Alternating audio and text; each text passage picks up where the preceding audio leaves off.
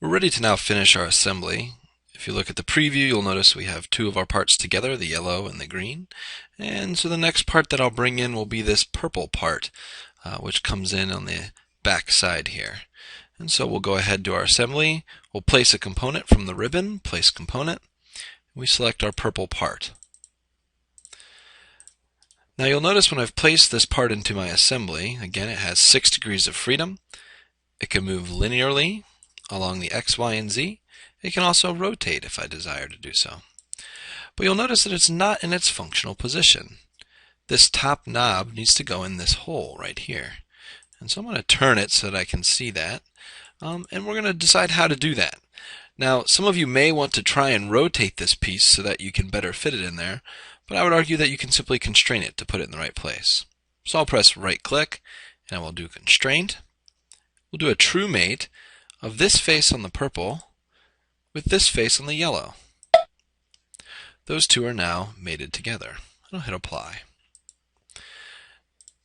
Now, sliding the purple piece in and out, you'll notice that it kind of needs to be rotated. If you look around the y-axis, it would need to be rotated 90 degrees, so that would be facing the right direction.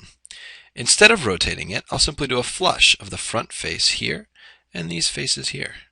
So I'll do constrain, do a flush this time of the front face of the purple and this front face here on the green or yellow, and hit OK. At this point, only 1 degree of freedom remains, and that is this translational or forward and backward motion on the x-axis. To restrict that degree of freedom, I could flush the front face of this with the front face of the green.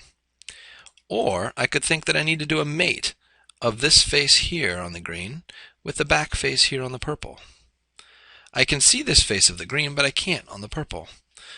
I'm going to show you an advanced modeling technique that allows you to sometimes manipulate your assembly more easily.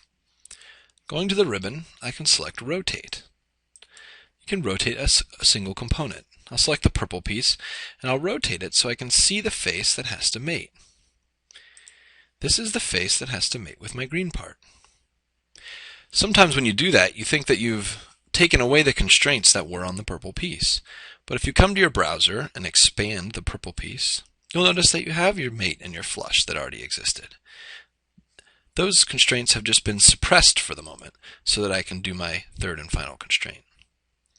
By choosing to constrain and doing a true mate, I'll mate this part of the purple with the green face and select OK.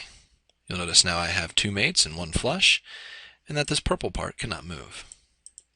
At this point, you'd be ready to finish your assembly by bringing in the remaining parts and constraining them to the existing parts.